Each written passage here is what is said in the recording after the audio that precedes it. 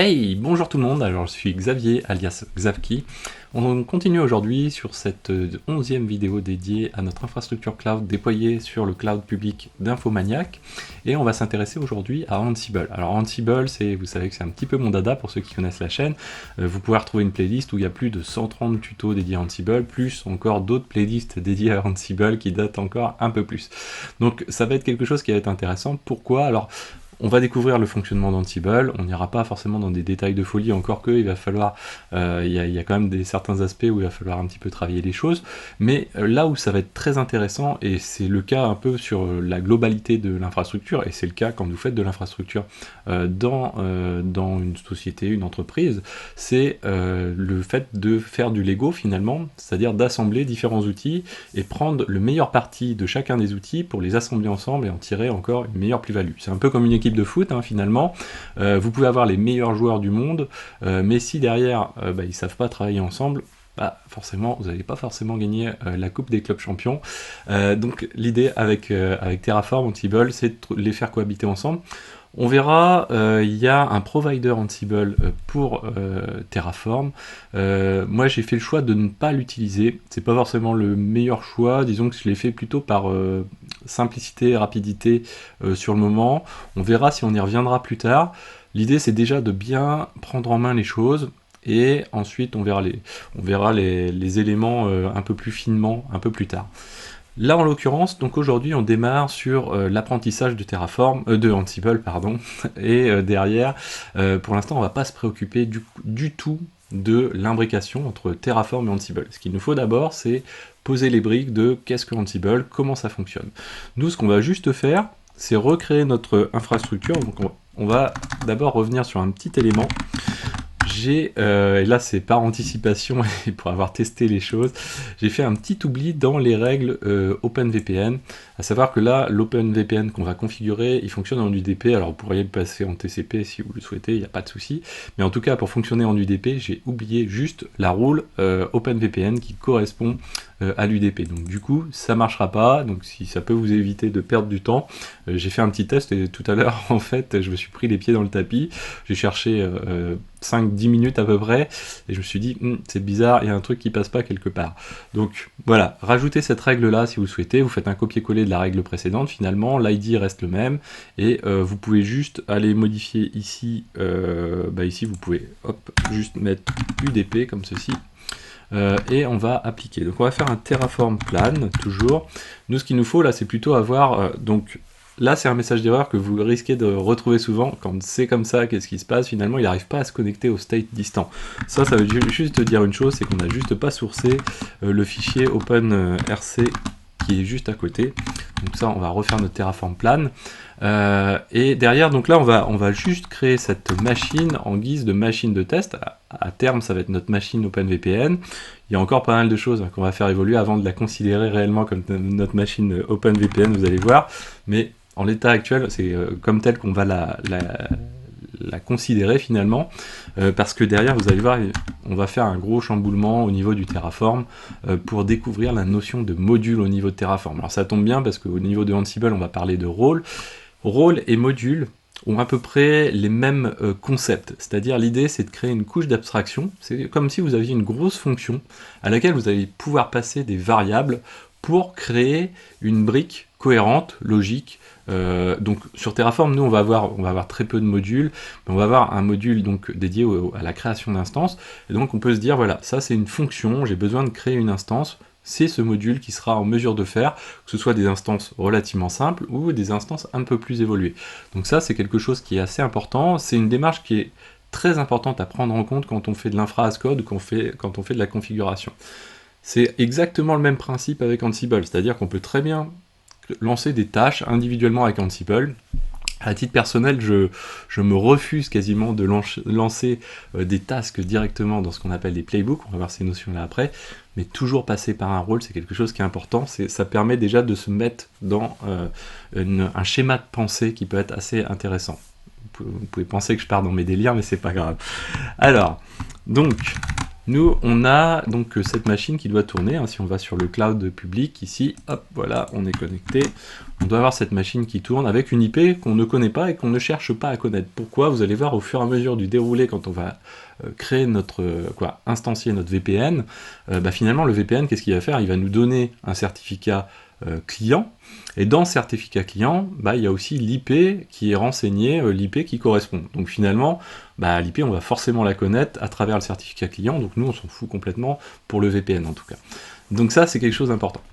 On reviendra plus tard aussi sur le VPN, sur son installation à travers Ansible. On va faire vraiment les choses pas à pas. Aujourd'hui, découverte de Ansible, donc on va dérouler les choses. Vous avez la playlist, je vous invite à aller voir la home de la page de la chaîne Xavki, donc ma chaîne. Alors comment ça fonctionne Ansible? Si on doit vraiment aller à l'essentiel quasiment, j'en oublie forcément, mais aller à l'essentiel pour pouvoir commencer à travailler assez rapidement avec Ansible. Première chose, un des intérêts de Ansible, c'est qu'il utilise SSH.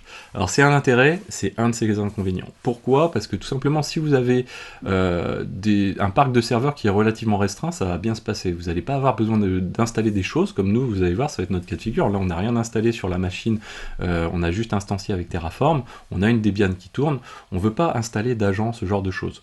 Du coup, si on a une connexion SSH, très rapidement, on va pouvoir installer, configurer cette machine plus ou moins dans le détail. L'inconvénient, c'est que si vous avez un parc très étendu, vous allez avoir du mal à paralyser beaucoup les connexions SSH, donc vous allez avoir du mal à paralyser avec Ansible, et de fait, les runs Ansible vont pouvoir durer longtemps. Et vous allez voir que même dans notre petite infrastructure, ça va potentiellement durer longtemps. Alors pourquoi? Parce que aussi ça dépend pas uniquement du paramètre sur le périmètre total de l'infrastructure, ça c'est un des paramètres qui joue sur cet aspect-là, mais l'autre paramètre qui est important, c'est la profondeur, on va dire, des choses qu'on est en mesure de réaliser. Si on fait juste 2-3 petites configurations, Ansible, même sur un parc de 1000 serveurs, va pas poser de... Alors ça va durer un petit peu, mais va pas forcément poser tant de problèmes que ça, parce qu'il est quand même capable de forker, et donc de paralyser quand même un petit peu. Par contre, si vous faites une configuration fine avec la gestion de clusters, ce genre de choses qu'on va être amené à faire, là, potentiellement, ça va durer un certain temps. Nous, le run de mémoire, alors si on joue toute la stack, va durer 20-25 minutes à peu près, donc c'est non négligeable à l'échelle d'une infrastructure. Attention, parce que derrière, c'est quand même un soutien assez fort dans la capacité à gérer l'infrastructure. Donc, perdre 20-25 minutes, c'est pas forcément si dramatique que ça, mais c'est une contrainte qu'il faut avoir en tête. Autre élément important au niveau de Ansible, il y a des notions importantes à connaître, comme beaucoup d'outils infra as code. On parlait tout à l'heure des modules dans Terraform.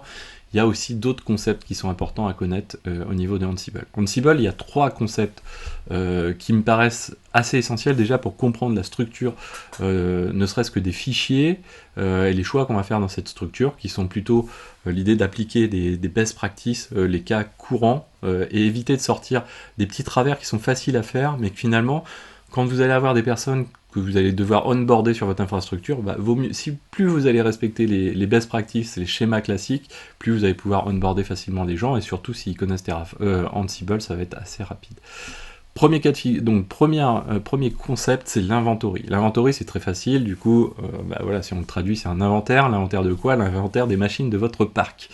Au-delà de ça, donc c'est pas simplement un inventaire bête et méchant de l'infrastructure du parc, ça va être la capacité à regrouper les machines par groupe. Et ces groupes ont un intérêt très important. On va pouvoir du coup classer les machines par typologie. Donc admettons qu'on ait, je sais pas, 10 load balancers qui sont frontaux sur notre infrastructure, eh bien on va tous les mettre dans un groupe qui va s'appeler load balancer. Comme ça, quand on va avoir besoin de jouer un rôle donné, on va pas se référer à un nom de machine ou à une IP de machine. Comme je vous disais, il y a le pet versus cattle. L'idée, c'est de considérer ces machines comme du bétail et de ne pas se préoccuper, on est un peu sanguinaire, on va dire, mais ne pas se préoccuper des noms des machines, des IP des machines, ce genre de choses. Donc c'est ce que va permettre la notion de groupe. Donc très rapidement, il faut sortir de la notion de machine individuelle et toujours essayer de fonctionner par groupe. Derrière, pourquoi? Parce que du coup, quand on va vouloir jouer ensuite des actions au niveau des machines, on ne va pas se préoccuper de qui est dans quel groupe, etc. On va jouer pour un groupe donné, donc qui est 10 machines dans le groupe et qu'on en rajoute 5 plus tard, on va jouer toujours les choses sur ce groupe-là. C'est ce qui apporte aussi, on va dire, un petit élément dans la capacité à scaler une infrastructure, c'est cette couche agnostique pour se dire ne jamais se référer à des machines individuelles, c'est quelque chose qui est assez essentiel, des fois on n'y coupe pas, mais c'est quelque chose qu'il faut repousser au plus loin possible. On le verra avec Consul. Consul va être une autre brique qui va nous permettre aussi de très nettement et de pousser les choses assez loin dans ce domaine-là. Et ça, c'est quelque chose qui est essentiel. Derrière, les clouds publics fournissent des API, permettent aussi, du coup, par ce biais-là, de faire une abstraction aussi de ces éléments-là. Et l'inventaire, donc du coup, il a deux types. On ne va pas le voir aujourd'hui, mais il a un type statique, c'est ce qu'on va faire aujourd'hui, mais il a un type dynamique. Dynamique, ça veut dire quoi? Ça veut dire que plutôt que de faire comme on va faire aujourd'hui, c'est-à-dire éditer un fichier YAML à la main, on va pouvoir se connecter directement à une source d'inventaire de nos machines. Et là, c'est génial, c'est qu'on a le public cloud, et du coup, il y a des API. En l'occurrence, OpenStack fournit une API, et permet de se connecter directement avec Ansible, au moment où on va lancer nos machines, et on va pouvoir retrouver à la fois la hiérarchie de nos groupes dedans, et la liste des machines à jour. Et c'est là où c'est fort, c'est que du coup, on va pouvoir éviter et faire une abstraction totale par rapport à ce qu'on va avoir à faire aujourd'hui, une abstraction totale de la connaissance des IP par machine. Ça va nous être fourni directement par OpenStack, et Ansible va le manger directement, et on va intégrer les groupes, donc la notion de groupe, donc abstraction, et derrière, on va pouvoir se passer complètement de connaître combien on a de machines dans quel groupe, etc. Ça va s'installer et ça va se gérer tout seul. En tout cas, si on le pense comme ça. Donc c'est vraiment quelque chose qui est fondamental au jour d'aujourd'hui. C'est ce qui permet de commencer à faire un pas vers l'industrialisation. On n'y est pas encore, mais plutôt dans l'automatisation et la perfection de l'automatisation. En tout cas, l'amélioration de l'automatisation, si on veut rester un petit peu modeste. Et ça permet d'envisager aussi de l'industrialisation qui est à un niveau encore supérieur. On verra peut-être ces notions un petit peu plus tard. Deuxième élément essentiel au niveau de Ansible, c'est ce qu'on appelle le rôle. Le rôle, lui, son objectif, ça va être de jouer un ensemble de tâches constituées de manière cohérente pour mettre en place, configurer une brique logique qui permet d'aboutir à l'installation d'une brique applicative finalement. Que cette brique soit très étendue ou peu étendue. Ça m'est déjà arrivé de faire des rôles juste pour jouer une action, deux actions. L'idée c'est de se mettre toujours dans la tête que il vaut mieux créer un rôle. On ne sait jamais ce qui va se passer ensuite, on va certainement édulcorer des fois des petites choses. Vaut mieux créer un rôle. Quoi qu'il arrive, ça permet d'organiser le code, de toujours se dire il y a tout dans les rôles, plutôt que d'avoir des choses des fois qui vont être, vous allez voir dans les tasks, potentiellement on peut faire des raccourcis très très rapidement, et ça il vaut mieux l'éviter. Parce que derrière, il faut, en matière d'infrastructure code ou de gestion de configuration, il faut se donner des règles assez fermes. Plus on est ferme dans les règles, dans les nomenclatures, dans les manières de nommer les choses, etc., plus les choses vont être faciles à maintenir, plus on va avoir des réflexes pour s'y retrouver. Ça ne veut pas dire que ça va être facile pour quelqu'un qui ne connaît pas du tout les choses, mais par contre on va pouvoir lui expliquer plus simplement, et surtout, on va éviter ce qu'on trouve souvent quand on arrive, quand on est onboardé dans des infrastructures, c'est qu'on va nous dire oui, alors la règle générale c'est ça, mais il y a l'exception truc, mais il y a l'exception bidule. C'est difficile d'y couper, mais il faut repousser ça le plus loin possible, c'est-à-dire les exceptions doivent rester des exceptions anecdotiques, et si on peut éviter cette exception, ça change complètement tout. Troisième élément, le playbook. Le playbook, lui, donc si on fait un schéma, du coup, simplement, d'un côté, on a l'inventaire. Voilà, inventaire, comme ceci. Hop, est-ce qu'on peut le mettre comme ça? Voilà. De l'autre côté, on a dit, donc du coup, on a des rôles qui sont finalement, ou un rôle qui est, ou des rôles, on va mettre des rôles, qui sont finalement des actions, ni plus ni moins, des tasks, en fait, dans le jargon Ansible. Et donc, on va avoir des ensembles de tasks. Le rôle va permettre d'encapsuler finalement ces tasks. Ces tasks vont être splittés sous forme, en tout cas vont permettre d'être... on a besoin d'une trousse à outils, hein, finalement, sur les typologies d'actions qu'on va pouvoir mener, pour les typologies de tasks qu'on peut mener, eh bien, ces tasks vont pouvoir être créés à partir de ce qu'on appelle des modules. Les modules, alors là, c'est différent de Terraform, hein, il faut tout de suite le sortir, mais les modules, ça va être des types de tasks qu'on va pouvoir réaliser. Donc ça, c'est des modules.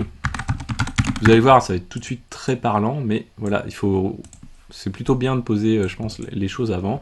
Donc voilà, on va avoir des modules pour créer des fichiers, pour faire des templates, pour installer des packages, etc. Il existe près d'un millier de modules sur Ansible, la liste est très très longue, ça peut aller jusqu'à la gestion des switches, des routeurs, etc. Et derrière, c'est quelque chose d'assez fondamental. Si vous faites des recherches sur le web, un exemple de module, vous faites Ansible File par exemple, et là vous allez tomber sur le module File, vous cliquez dessus, et là vous avez toujours la même structure, un peu comme on a vu sur Terraform. Vous avez toujours la même structure, c'est-à-dire un explicatif du module en question, est-ce que c'est un module classique ou est-ce qu'il faut installer des choses particulières pour son fonctionnement. En l'occurrence, File, c'est un built-in qu'en fait ici, hein.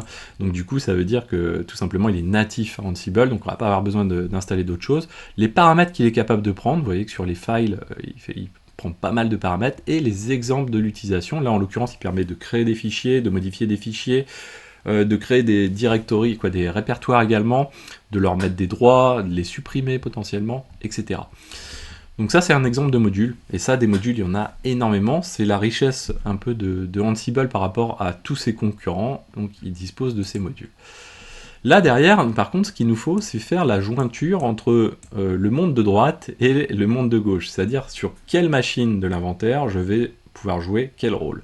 Et ça, c'est entre guillemets le rôle, en tout cas c'est le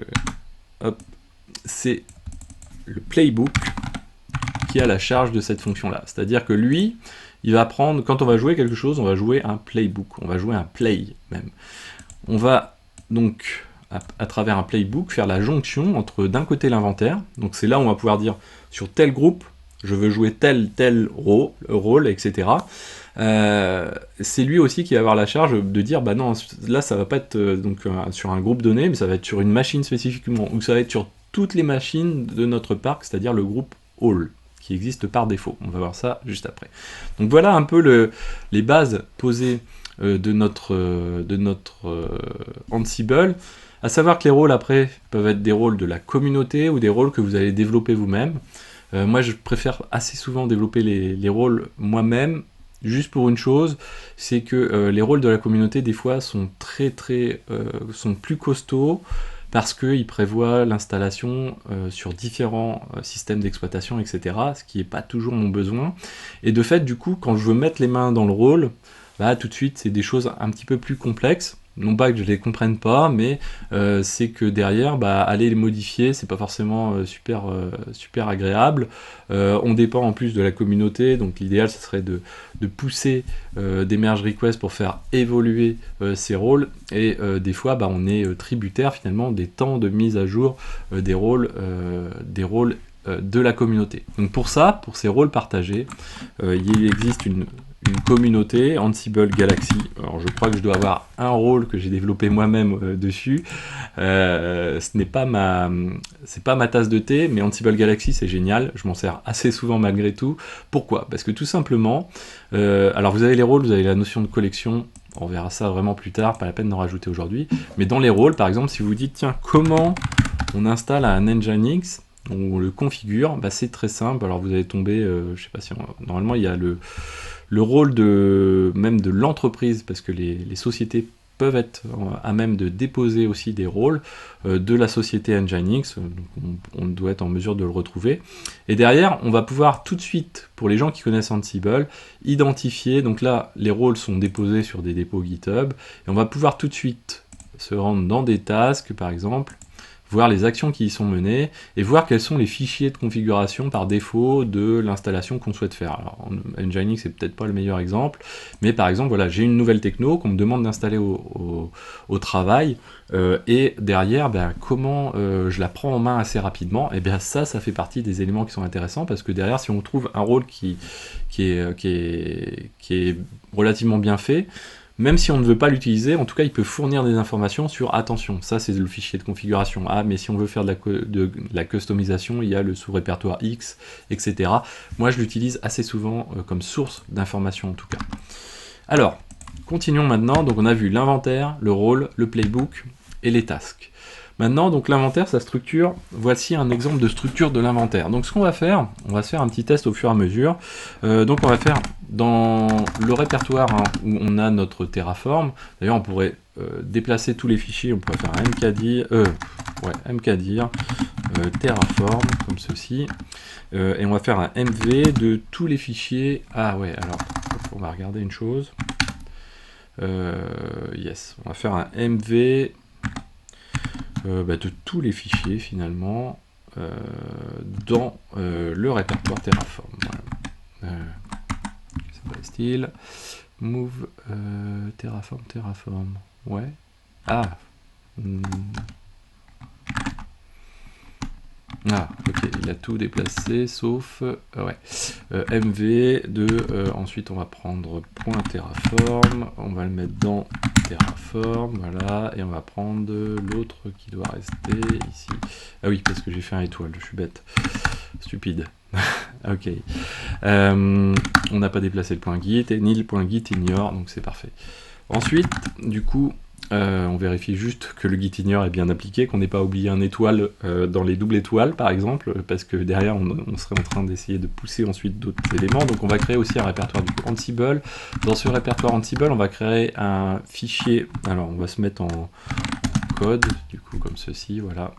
On va créer dedans un fichier, lui, va-t'en, hop. Donc on va l'appeler ce fichier 00 inventory, donc ça va être notre inventory. Pour l'instant il existe, après il disparaîtra, vous verrez que ça va être beaucoup plus magique après. Donc sa structure elle est très simple.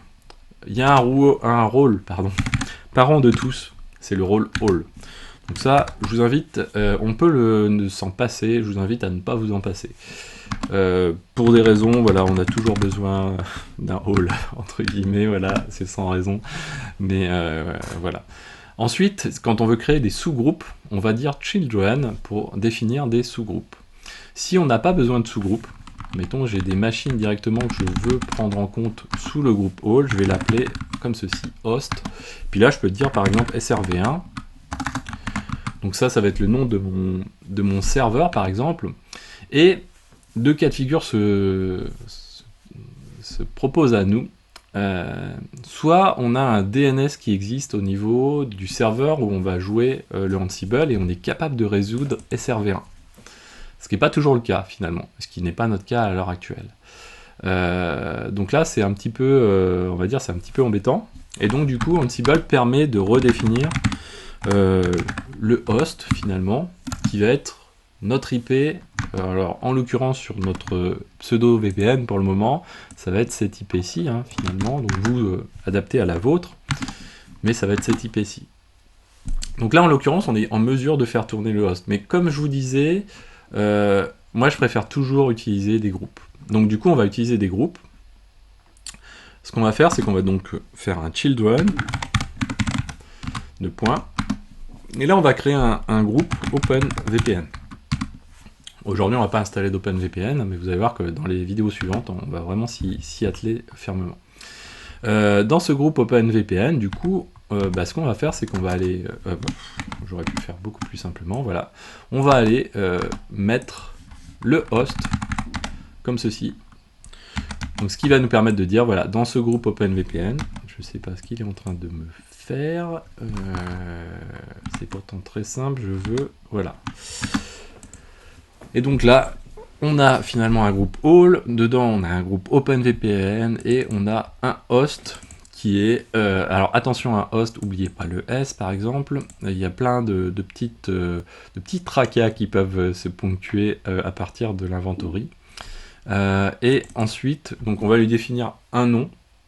C'est pas forcément le nom qui est adapté à ce qu'on a. On pourrait l'appeler aussi OpenVPN également, ou serveur OpenVPN, etc.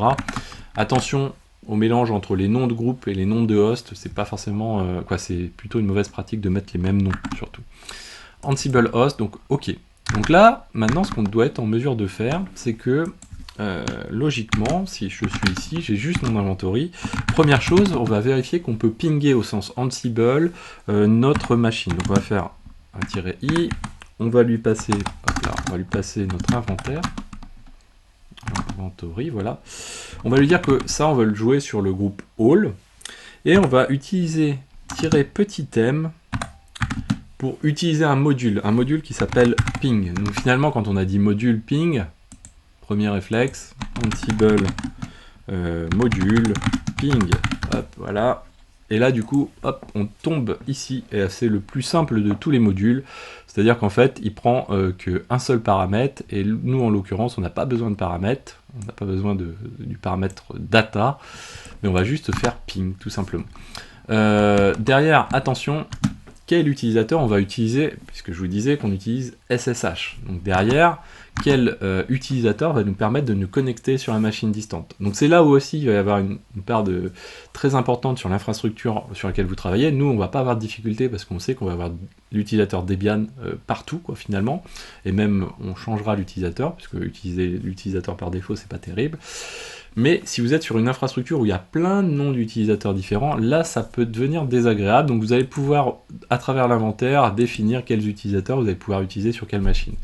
Mais il y a aussi quand même, ça n'empêche pas d'avoir un travail pour utiliser un utilisateur unique, identifié clairement, qui va vous permettre ensuite de tracer ce qui a été lancé avec Ansible ou pas aussi. Donc ça c'est quelque chose qui est important. Donc nous on va lancer -u Debian, comme ceci, et on va tenter de faire un ping.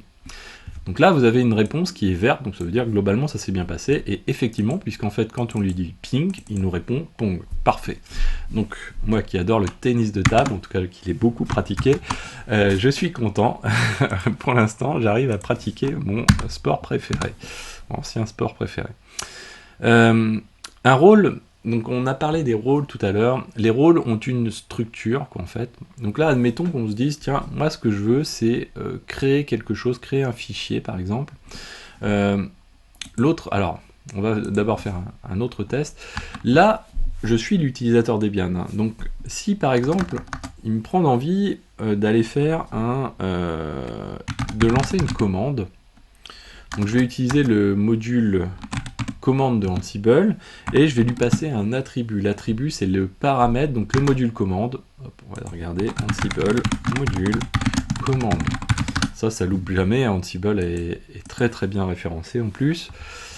Ansible module commande, qu'est-ce qu'il prend? Il prend des attributs derrière, notamment le nom de la commande qu'on veut lancer. Donc, -a, c'est l'attribut. Faites-moi confiance, normalement c'est ça. Et derrière, on va faire un ls de /root. Et là, je suis, hop là, qu'est-ce qui lui arrive? J'ai dû louper, -m, alors c'est peut-être commande,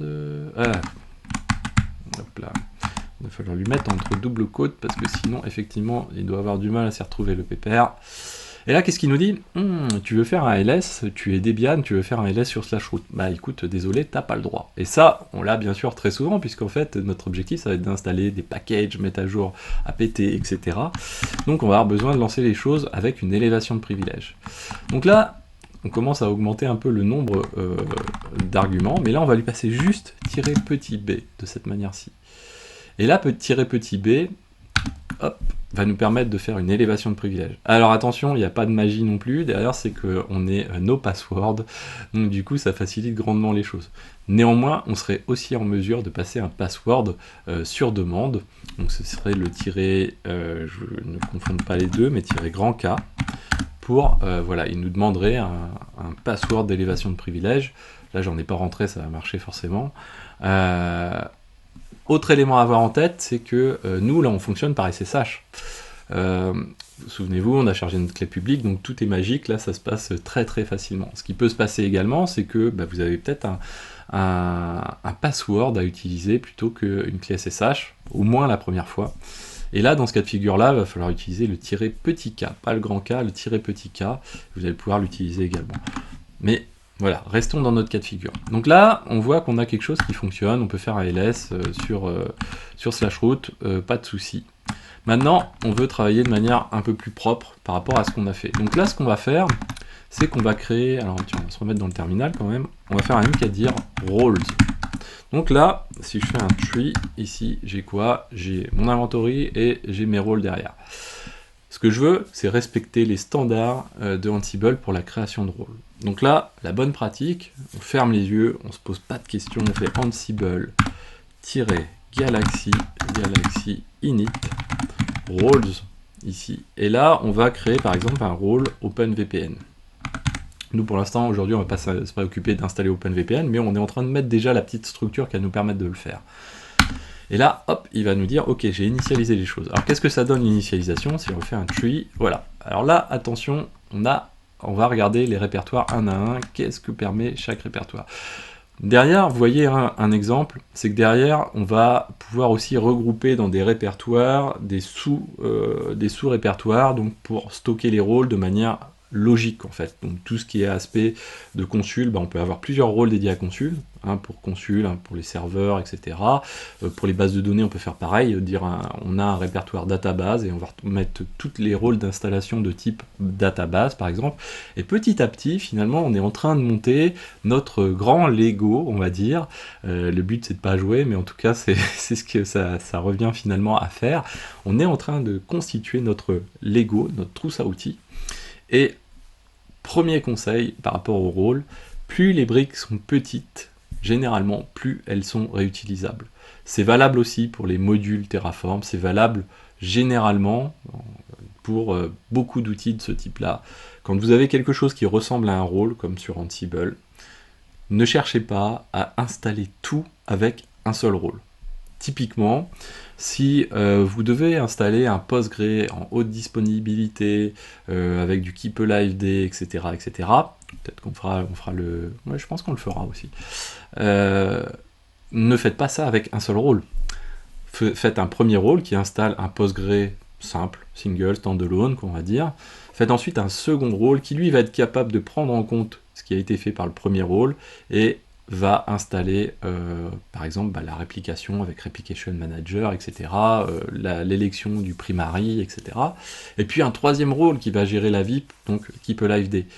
Et derrière, du coup, vous commencez à constituer votre trousse à outils, et si par exemple vous avez besoin d'utiliser Keep Alive Day en dehors de Postgre, pour par exemple HAProxy à côté, pour gérer un HAProxy en haute dispo, vous allez appeler le même rôle, Keep Alive Day. Alors peut-être qu'au début il sera trop spécifique Postgre, peut-être, ça dépend qui l'a développé, ça dépend au moment si on a eu le temps de le concevoir de manière universelle, on va dire, mais même si c'est pas le cas, c'est pas grave. C'est adaptable, on peut changer le code, l'adapter et faire en sorte de ni casser ce qui existe pour Postgre, c'est quand même l'essentiel, et surtout aussi que ça prenne en compte ce qui est pour HAProxy. Et ça, c'est quelque chose de fondamental, c'est-à-dire constituer de petites briques. C'est pour ça que je vous parlais tout à l'heure donc de simples briques de simples rôles où je jouais que quelques tâches, parce que finalement derrière c'est une petite brique que je vais pouvoir réutiliser à X endroits. Vous allez voir par exemple le consul service ici. Lui, on va l'utiliser, mais dans plein de cas de figure. Et ça, c'est génial. Je trouve que c'est là où, intellectuellement, on ne fait pas des trucs de fou, mais on fait quelque chose d'efficace. On sent l'efficacité dans ce qu'on est en train de faire, et on gagne en maintenabilité sur notre infrastructure. Allez, je continue à avancer, parce que derrière, sinon, on va durer des heures. Donc, on a créé notre rôle, et le rôle, on l'a créé avec Ansible Galaxy Init. Derrière, ça permet d'avoir le squelette, donc qu'on est à retrouver ici, c'est-à-dire des répertoires et des fichiers main.yml. Les main.yml, c'est les points d'entrée donc dans chaque répertoire. Attention, c'est .yml, c'est pas .yml. Faites bien attention à ça, parce qu'une typo ici, par exemple, sur le task, et votre rôle va pas se lancer tout simplement. Et vous pouvez chercher ça pendant quelques minutes avant de le débugger. Premier élément, le point d'entrée d'un rôle, c'est le répertoire task, puisque c'est les actions à lancer, et c'est le fichier main.yml. Ça, c'est quelque chose qui est important, fondamental. Je vois plein de gens qui suppriment les main.yml, gardez-les et faites des include éventuellement, mais c'est pareil, vous amusez pas à recréer des fichiers pour créer des fichiers. On va voir, on a le cas de figure avec OpenVPN pour créer les clients. Il y a des besoins où on va créer des fichiers, et c'est d'ailleurs il y a des possibilités assez intéressantes dans ce domaine-là, mais essayer de respecter ces choses-là, c'est quelque chose qui est fondamental. Derrière, donc, on a le répertoire de tasks avec les actions qu'on va décrire dans le main.yml, donc en utilisant la trousse à outils des modules pour créer des actions. Ensuite, si on prend le répertoire du haut, c'est les defaults. Donc c'est quoi? C'est les variables par défaut qu'on va pouvoir définir dans le main.yml et qu'on va pouvoir utiliser du coup dans nos tasks. Ces variables par défaut, celles-ci en tout cas, sont celles qui ont le plus vocation à être surchargées. Ansible dispose donc d'une précédence des variables, donc un ordre des variables, donc on en a un petit peu parlé au niveau de Terraform. Terraform est assez léger, on va dire, là-dessus. Ansible, lui, est trop riche, on va dire, sur cet aspect-là. Il dispose de 22 niveaux de variables. Et un autre conseil, évitez de toutes les utiliser. Parce que le jour où vous avez besoin de débugger, là ça va devenir très compliqué. À titre personnel, j'utilise, allez, 4, 5, 6 grand maximum niveaux de variables. Et après, j'essaye surtout d'éviter ça. Parce que c'est une catastrophe après à débugger. Ou pour des gens qui n'ont pas en tête comment les choses ont été conçues.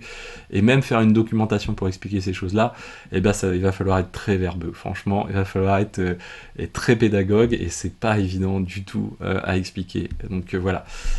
Donc le default.yml, celui qui a vocation à être surchargé. Donc si vous créez des variables dans le task, la première chose à faire, c'est de définir ces variables dans le default.yml de manière à dire, voilà, le comportement par défaut, ça va être ça.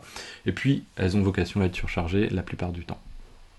Ensuite, on a le répertoire files. Lui, ça va être pour stocker des fichiers statiques. Alors attention, on ne met pas de binaire, surtout pas ce genre de choses. Les binaires, c'est fait pour être téléchargé et pas pour être stocké dans un répertoire Git de Ansible. L'autre élément, c'est les handlers. Alors ça, on le reverra un petit peu plus tard. C'est que quand on a des actions qui sont menées ici, on va pouvoir créer une sorte de trigger, c'est-à-dire un déclencheur, quelque chose qui va voir si on a une modification sur une action qui a été réalisée ou pas. Et si on a une modification, et on va pouvoir appliquer un comportement qui va dire va dans les handlers, il y a des actions à réaliser si cette tâche-là a connu un changement. Donc ça, c'est quelque chose d'important. Meta, c'est vraiment donc la partie qui est réservée, nous on s'en fiche un peu. La partie qui est réservée à la documentation du rôle, si on veut le pousser sur Ansible Galaxy. Ça, on s'en fiche. L'autre élément qui est important, c'est le README. Alors nous, les README, on va pas forcément s'y intéresser, parce que voilà, rédiger pour rédiger dans des tutos, ça n'a pas forcément de sens, puisque je vous explique les choses au fur et à mesure. Par contre, prenez l'habitude, quand vous faites des rôles Ansible, c'est de documenter chacun des rôles. On va pas parler non plus des pratiques de Git au niveau de Ansible. Je vous invite à aller voir la playlist avec les 130 vidéos. Dedans, j'explique les cas de figure possibles. On peut guider individuellement chaque rôle. Là, quand on a beaucoup d'équipes, par exemple, ça va être intéressant. Parce que voilà, on peut être amené à travailler à plusieurs sur des rôles donnés. Et là, du coup, on a besoin de se coordonner, de vérifier les versionnings, etc. Donc ça, c'est quelque chose d'important. Mais on peut aussi guider la totalité. Ensuite, donc le task, ça on l'a déjà vu, et le répertoire de template. Alors lui, on va l'utiliser. Template, il permet quoi? Il permet notamment de gérer des fichiers de configuration intégrant dedans des variables. Les formats de template, le format de template de Ansible, c'est le Jinja forcément. Ansible, j'en ai pas parlé, utilise Python. Donc derrière, forcément, c'est Jinja 2 plus exactement. Et donc, il va nous permettre, ici par exemple, on va pouvoir mettre, je sais pas, un nginx.conf, je sais plus si c'est celui-là exactement qui existe, enfin bref, avec des variables dedans. Et il va être capable du coup de modifier à la volée les fichiers qui correspondent sur la machine distante et de vérifier dans un premier temps, avant d'appliquer sa modification, s'il y a besoin de faire une modification. Ça, c'est quelque chose d'important au niveau de Ansible, c'est la gestion de l'idempotence. Quand on va lancer un playbook, il va d'abord vérifier s'il y a une modification à faire. S'il n'y a pas de modification, il ne va pas la faire. S'il y a une modification à faire, il va le faire. Et il va vous le dire à la fin. Ensuite, les tests, là encore, on va pas forcément s'y intéresser, mais les tests, ça va être la capacité à vérifier que votre rôle, quand vous l'avez développé ou quand vous faites des modifications dessus, il reste encore fonctionnel. Ça peut être important dans certaines infrastructures. Dans une petite infrastructure, en tout cas dans notre cas de figure, ça n'a pas d'intérêt. Dans beaucoup de sociétés, ça n'a pas forcément d'intérêt. Attention, je vois des gens qui font des tests, par contre, qui à côté sur d'autres aspects du rôle, c'est pas forcément, ça ne respecte pas les bonnes pratiques. Disons que pour moi, il y a un ordre des choses. Quand on commence à mettre des tests au niveau des rôles de Ansible, c'est très bien et pourquoi pas le faire, bien sûr. Et dans certaines sociétés, il faut le faire parce que si vous avez, si votre infrastructure c'est un livrable, par exemple, ce genre de choses, c'est très très important de vérifier qu'il n'y ait pas de modifications substantielles et dures avec un impact majeur. Vous pouvez aussi faire des diffs au niveau de Ansible et des checks, des dry runs. Mais derrière, avant d'en arriver là, faites déjà du bon code Ansible et pas du truc ultra compliqué. Parce que les tests amènent aussi à complexifier des fois certaines choses, donc attention. Ensuite, le répertoire vars, donc lui c'est un autre type de variable, donc on avait les defaults qui ont tendance à être surchargés les 3/4 du temps. Les vars, elles, c'est l'inverse, c'est-à-dire qu'elles sont dans un niveau de précédence des variables beaucoup plus haut, et donc ont vocation à être quasiment non surchargeables, sauf cas de figure particulier. Donc voilà la structure des rôles. On va continuer, hein, bien sûr, à dérouler nos éléments. Donc ça, on l'a vu, du coup, voilà. Ensuite, nous, ce qu'on va faire, donc on a fait notre test de ping, vous avez vu, on n'a pas vu l'installation d'Ansible, parce que chez moi, il est installé directement. Alors, plusieurs manières d'installer Ansible, donc sudo apt install-y Ansible, ou référez-vous à ce qui existe pour votre distribution. Autre cas de figure, vous pouvez utiliser pip install Ansible, puisque c'est du Python, vous pouvez l'installer de cette manière-là. Ce qui est possible aussi, moi ça m'est arrivé, alors ça arrive pas souvent, mais ça peut arriver de temps en temps, un dysfonctionnement de Ansible, et vous avez besoin d'être sur une version plus récente, mais vous l'avez installé avec apt par exemple. Et l'installer avec apt, ça a un intérêt, c'est que derrière, vous avez toutes les fichiers et les répertoires qui sont déjà mis en place, /etc Ansible, etc., Ansible CFG, &co. Et donc ça vaut le coup de l'installer avec apt. Si jamais vous avez des soucis donc de dysfonctionnement, de modules Python qui fonctionnent mal, etc., je vous invite à faire apt remove Ansible, donc simple, sans le -- purge, parce que le -- purge permet de cleaner les directories, etc., et de le réinstaller avec pip install Ansible, et en spécifiant la version, et vous allez pouvoir avoir en plus une version beaucoup plus récente de Ansible, normalement de cette manière-là. Et vous n'allez pas perdre les éléments de configuration de base, et comme ces éléments évoluent peu, vous avez peu de risques que ça vous impacte de cette manière-là, et ça peut patcher, corriger le souci que vous avez. Donc ça, on l'a vu également, du coup, parfait. Et donc là, ce qu'on va faire, c'est qu'on va faire juste un petit test, donc ça aussi, un petit test de création d'un fichier sur notre fameuse machine distante, et on va le créer, ce fichier, dans root toto.txt, donc en tant que, avec une élévation de privilèges nécessaire. Donc là, ce qu'on va faire, on va se rendre dans notre rôle, OpenVPN, ici. On va créer une task, ici, toc. Et là, dans cette task, on va dire name, test to create toto file, yes, red file. Donc derrière, on va ensuite appeler notre module file. Alors attention, derrière maintenant, Ansible est devenu depuis plusieurs années maintenant assez avec une organisation qui implique de définir, tel qu'on vient de le faire là, le Ansible, est-ce qu'on est dans un module de type built-in ou not built-in ou pas built-in, donc derrière maintenant il faut le faire. Ça fonctionne encore de l'ancienne manière, mais si vous utilisez Ansible lint par exemple, qui permet de linter votre code Ansible, ça va vous générer plein d'erreurs si vous ne le faites pas. Je suis pas un fan du tout de ça, parce que comme je vous disais tout à l'heure, pour moi, voilà, qui suis un pur aficionados de Ansible et des époques où c'était plus simple Ansible, parce que maintenant il y a les collections, ce genre de choses qui apportent beaucoup de choses, mais je trouve qu'on perd petit à petit de la simplicité de l'outil. Dommage. Et ça, c'est des petites choses qui en plus n'apportent quoi. Pour l'utilisateur, n'apporte pas un énorme changement en termes d'utilité. Mais peu importe. Donc là, du coup, on va dire un pass, l'endroit où on veut gérer notre fichier, toto.toto.create txt. Hop là, décidément, je suis vraiment très mauvais. Voilà, donc là, ce qu'on va lui dire ensuite, donc là, j'invente rien, hein, c'est vraiment dans les exemples. Je vous invite à aller voir la doc du Ansible file, module file, ici. Et vous avez vraiment les éléments ici. Petit à petit, vous allez voir que de toute façon, quand on installe un binaire, quand on installe quelque chose, les cycles reviennent très très souvent avec la même chose, et on pourrait même créer quelque chose de beaucoup plus universel dessus. Et d'ailleurs, c'est sur ces éléments-là où Ansible, je trouve, ne s'est pas forcément enrichi sur des choses basiques. Bon, bah, ça aurait été à la communauté de le faire, peut-être à moi, de pousser et de suggérer des choses, mais voilà, dommage, mais c'est pas grave. Donc derrière, on a aussi un élément state qui va dire est-ce qu'on veut créer le fichier ou supprimer le fichier, mais aussi dans le module file, c'est un des rares modules qui, en tout cas c'est pas le standard de Ansible, le state va permettre aussi de définir si on veut que ce soit un fichier. Par exemple, on peut dire tiens, on va faire un touch, ou on peut dire ça va être un répertoire, donc du coup ça va être directory. Ça c'est un peu moins courant sur Ansible, c'est plutôt généralement c'est plutôt absent, present, ce genre de choses, mais là en l'occurrence sur le module file, on va faire un touch. Dans le cas de figure, on peut dire owner, bah, on est dans le répertoire root, donc du coup on va dire que le owner c'est root par exemple. Hop là, pourquoi il va chercher ça lui? Je te demande rien, voilà. Hop, voilà. Des fois il n'y a rien de mieux qu'un bon Vim. Root, et derrière on peut mettre un mode, toc, voilà, et dans ce mode on peut mettre donc le niveau. Alors là on le met en numérique, on pourrait le mettre pas forcément en numérique, plus X, enfin peu importe.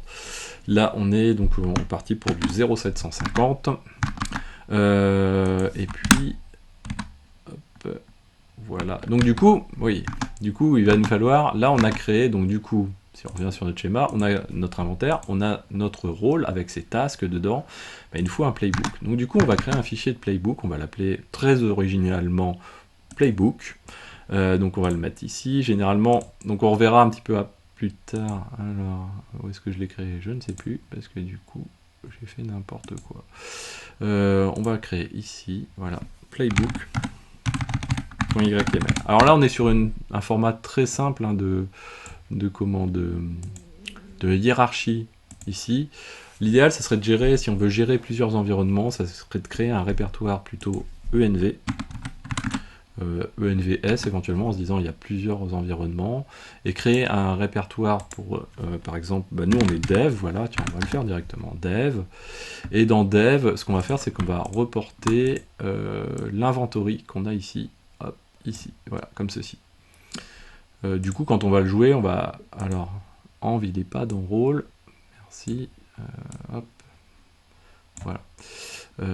Comme ceci, du coup ça nous donne, si on ferme, voilà, on a env avec dev, notre inventory dedans. On a notre playbook à côté, donc du coup notre playbook, on va donner un nom playbook, ici on va dire install OpenVPN. Bon, on aura le client après, mais voilà, on verra ça après. Alors des fois, bon, il y a des loupés au niveau du lint de l'extension Ansible pour Visual Studio Code. Vous pouvez l'utiliser, je vous invite à l'utiliser, c'est plutôt pas trop mal quand même. Derrière on a host, alors host, attention, vaut mieux, quand on met un host ici, c'est plutôt comme pour l'inventory tout à l'heure, c'est plutôt le dernier recours. Nous ce qu'on va mettre, OpenVPN, donc on va mettre un groupe.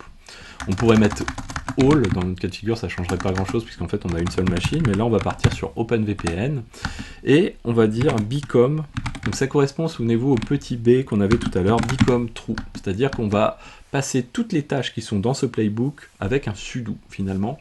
On peut gérer ça aussi à chaque task, chaque task du module, du rôle, pardon. Mais je suis pas fan de ça parce que finalement assez souvent après on se prend les pieds, on se dit ah mais ça il faudrait que je le lance avec le become, ah mais là je l'ai pas lancé avec le become, faut que je le mette, etc. C'est pas forcément évident. OpenVPN du coup c'est le nom de notre rôle, donc là il va être en mesure, on va dire entre guillemets intelligemment, d'aller trouver dans le répertoire rôle qui existe par défaut et en respectant les bonnes pratiques, il va retrouver le rôle sans avoir besoin de lui préciser l'endroit où ça se situe, juste par le nom. Voilà, donc une fois qu'on a fait ça, on va pouvoir retourner hop, ici Et là, on va utiliser, donc, on va repartir comme ceci, Ansible-playbook-i pour retrouver l'inventory. Tout à l'heure, on a pris le fichier directement. Là, on va aller le chercher dans env, dev. Et en fait, on va juste lui donner le répertoire parce que derrière, on parlera plus tard des hosts var, des groupes vars. On va éviter de les utiliser dans notre cas de figure, je vous expliquerai pourquoi, mais c'est une bonne pratique de les utiliser, mais pas sur notre cas de figure pour l'imbriquer avec Terraform. En tout cas, je ne préfère pas. C'est-à-dire qu'en fait, un inventory, c'est l'inventaire des machines, plus des variables spécifiques au groupe, plus des variables spécifiques au host. Donc derrière, dans ce répertoire env-dev, on pourrait avoir un fichier, des fichiers relatifs qui portent le nom d'une machine spécifiquement, par exemple, et mettre dedans des variables qui vont venir surcharger toutes les autres variables quasiment. Ou on peut faire la même chose avec les noms de groupes, créer un fichier avec un nom de groupe, et derrière, ça va prendre en compte ces variables également. Nous, on va le faire tourner sur all, en fait, donc non, on n'a pas besoin de mentionner sur le playbook, sauf si on veut limiter à, par exemple, au groupe OpenVPN, on va faire comme ceci, limite-l, limite OpenVPN, -u Debian, notre utilisateur. Le -b, on n'a pas besoin de le mettre puisqu'en fait il est pris en compte par le become true dans le playbook, et donc derrière on va mettre playbook.yml. Je pense ne pas avoir oublié de choses, on va voir. Voilà, hop, il est en train de le faire. Donc là, normalement, il a créé notre fichier. Donc, idempotence de Ansible, c'est que si je le relance une deuxième fois, comme je vous disais, ça vaut le coup de toujours relancer 2 fois les choses. Eh bien, mauvais exemple. Pourquoi il nous le fait 2 fois? On a 2 fois un change. Mauvaise pioche. Effet démo. Normalement, en fait, ce qui se passe, c'est qu'Ansible est en mesure de voir s'il a un changement à apporter. Là, dans notre cas de figure, il a fait au premier run, il a fait un changement. Et effectivement, on a un change. Dans le comportement qu'il aurait dû avoir, logiquement, je ne vois pas pourquoi il a ce comportement-là. Il aurait dû bypasser, il aurait dû dire OK, tout simplement, en vert, parce qu'il n'avait pas de changement à faire dessus. Là, on peut relancer. Mais je pense qu'il du coup, là, sur le touch, il ne doit pas gérer l'affaire. C'est peut-être lié au touch. Ouais, possible. Il y a peut-être une raison par rapport au touch qui fait que... Bref. Derrière, donc du coup, ce qui se passe, c'est qu'on va se connecter sur notre machine, on va quand même aller checker les choses avant de se dire au revoir. Debian, ici, on va récupérer sa petite IP. Alors, différentes manières de récupérer l'IP, on a vu la récupération via le state Terraform. L'interface graphique, ça marche aussi très bien. Et derrière, du coup, on va faire un sudo ls/root. Voilà, et du coup, on a notre.toto.txt qui existe, on peut vérifier les permissions. Et là, du coup, je peux me dire, ah ouais, mais sur les permissions, je voudrais changer parce que finalement, je veux que ce soit accessible à tout le monde. Et donc, je vais mettre du 755. J'ai fait sauvegarder. Ok, du coup, je peux relancer mon playbook ici. Donc c'est ce qu'on appelle un play, du coup, c'est le lancement d'un playbook. Une fois on m'a repris là-dessus, donc du coup maintenant j'insiste dessus. Du coup on voit que voilà, les permissions ont été modifiées. Voilà, donc ce sera tout pour aujourd'hui, c'est déjà pas mal, c'est une vidéo qui a duré plus longtemps que je ne pensais, j'étais très bavard. N'hésitez pas à vous abonner pour ne pas manquer les prochaines vidéos surtout. Vous pouvez retrouver aussi les liens vers la VOD dans la description de la vidéo, vous pouvez retrouver tout le code, donc les slides plus le code, dans le lien de la description de la vidéo, où vous retrouvez finalement, si on montre, voilà, vous rendez sur le GitLab finalement, infrastructure cloud, non ça c'est le nôtre, non c'est celui-ci, Cloud Infomaniac, et là vous voyez au fur et à mesure des vidéos, vous avez le numéro de la vidéo et vous avez le contenu de chacun des éléments. Voilà, moi je vous dis à très bientôt sur Xavki ou par un autre moyen, et ciao à tous.